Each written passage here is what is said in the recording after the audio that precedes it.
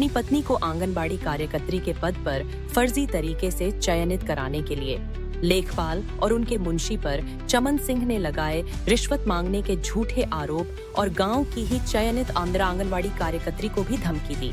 सदर तहसील मुरादाबाद के गांव उत्तमपुर बहलोलपुर में आंगनबाड़ी कार्यकर्त्री के पद पर भर्ती निकली थी, जिसमें गांव की कई महिलाओं ने आवेदन किए थे, जिसका उनकी काबिलियत के हिसाब से चयन होना था।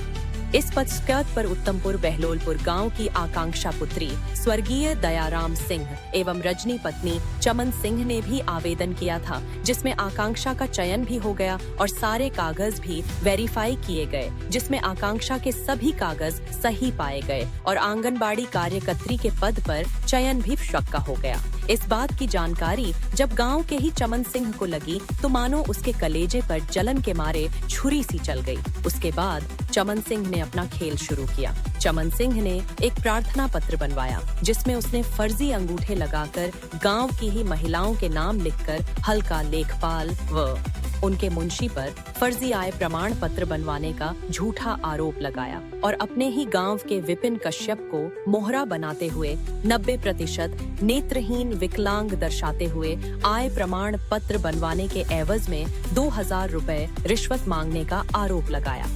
जबकि विपिन कश्यप भीड़ भाड़ वाली जगह मंडी समिति मुरादाबाद में बोझा ढोने का एवं ठेला चलाने का काम करता है।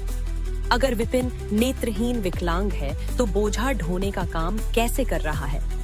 चमन सिंह का जब इतने से भी मन नहीं भरा तो उसने चयनित आकांक्षा की मां के ऊपर आरोप पत्र में झूठा आरोप लगाते हुए कहा कि कमला देवी के पास 1800 गज में मकान है और दोपहिया वाहन व मिनी ट्रक है और मासिक आय 2 लाख रुपए बताए। जबकि कमला देवी के पास 100 गज का एक मकान है और वह विधवा है, मेहनत मजदूरी करके अपनी बेटी का पालन पोषण करती है। कमला देवी के 5 बेटे हैं जो उनसे अलग रहते हैं, सभी की शादी हो चुकी है और वह अपने अपने परिवार को देखते हैं। जबकि चमन सिंह के पास 20 बीघा जमीन है और इसकी बीवी आंगनबाड़ी सहायिका के पद पर कार्यरत है और चमन सिंह अपनी पत्नी को आंगनबाड़ी कार्यकर्त्री के पद पर फर्जी तरीके से नियुक्त करवाना चाहता है। जबकि चमन सिंह का बड़ा भाई प्रेमपाल शिक्षा मित्र है और बड़ी भाभी भी सरकारी सफाई कर्मी के पद पर तैनात है। आंगनबाड़ी कार्यकर्त्री की नियुक्ति को पाने के लिए चमन सिंह और प्रेमपाल सिंह इतना बड़ा खेल खेल रहे हैं, जबकि उनके खुद के घर में 3 सरकारी नौकरियां हैं और मिनी मेट्रो की एजेंसी भी चलाते हैं। उनकी खुद की मासिक आय लगभग 2 से 3 लाख रुपए प्रति महीना है।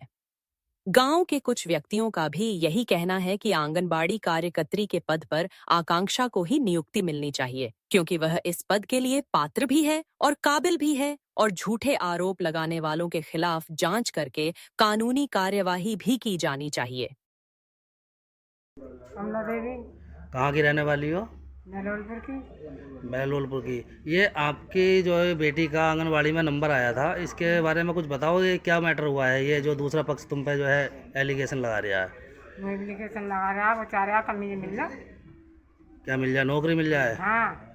और आप पे ये भी आरोप लगाया है कि जो है आपके पास ज़मीन बहुत है और पक्के मकान में रहती हो। हाँ। तो क्या है ये? पक्का मकान ही नहीं है हमारा, तो कच्चा है। कच्चा मकान है? हाँ। अच्छा, है, एक कमरा खुला सारा। अच्छा, ये आरोप जो लगाए हैं किस किस ने लगाए हैं आप पे? चमन ने। चमन ने। और भी कोई है चमन के साथ में? चमन के साथ में बहुत प्रेमपाल। चमन के साथ में प्रेमपाल हैं। चमन और प्रेमपाल दोनों भाई भाई हैं क्या हैं? भाई भाई। अच्छा, इनके घर में कोई सरकारी नौकरी भी है? सुनने में आया सरकारी नौकरी है। 3 की है। 3 की है? हाँ। अच्छा, इन्हें क्या क्या नौकरी है पता है आपको कुछ? एक सरकारी कर्मचारी में। हाँ। और एक उसमें है स्कूल में। स्कूल में शिक्षा मित्र के पद पे हैं क्या है? शिक्षा मित्र। शिक्षा मित्र हैं। अच्छा, तीसरी वो है मिनी मेट्रो की। मिनी मेट्रो एजेंसी है वो तो एजेंसी होगी वो तो। एजेंसी तो उसमें है। हाँ। अच्छा, इनके पास जमीन कितनी है चमन के पास में? है उसमें। चमन के पास जमीन कितनी है? 20 बीघे है। आपके पास आरोप लगाया गया है कि जो आपने आय प्रमाण पत्र फर्जी तरीके से बनवाया है, आपके पास बहुत जमीन है। हाँ। तो ये बताओ आपके पास जमीन कितनी है? हमारे भी 5.5 बीघे। 5.5 बीघे? हाँ। 5.5 बीघे में कितने लड़के हैं आपके पास? 5। 5 ने बांट ली। हाँ। आप जो अपने मकान में रह रही हो बस? अपने मकान में रहते हैं हम, अब माँ बेटी अलग रहते हैं सब बच्चों से। अच्छा, कोई खर्चा पानी कुछ नहीं है हमें। लड़की के पिता नहीं है? नहीं, 7 साल हो गए ना ख़त्म हो। 7 साल हो गए ख़त्म हुए हुए। अच्छा, बस आप ही सहारा हो बेटी का? आप हमें हाँ, बेटी माँ बेटियों को सहारा हमें बस, अच्छा ठीक है, और कुछ नहीं। ठीक। नाम है तुम्हारा? कहाँ की रहने वाली हो? उत्तमपुर बहलोलपुर। आंगनबाड़ी में नंबर तुम्हारा आया है, ये आप तुम्हारे ऊपर आरोप है कि जो है तुमने फर्जी प्रमाण पत्र बनवाया है, आय प्रमाण पत्र जो होता है। तो क्या ये बात सही है, झूठ है? झूठ है। झूठ है। अच्छा, तो ये जो है आपको आरोप लगाए गए हैं, किसने लगाए हैं आरोप? ये चिमन सिंह ने और प्रेमपाल सिंह ने।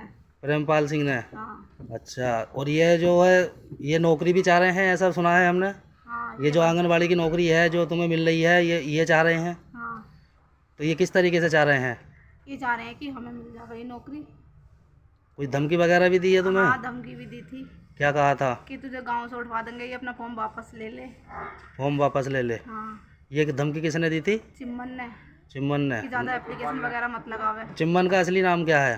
चमन सिंह। चमन सिंह सैनी? हम्म। अच्छा, चलो ठीक है। मेरा मित्रपाल।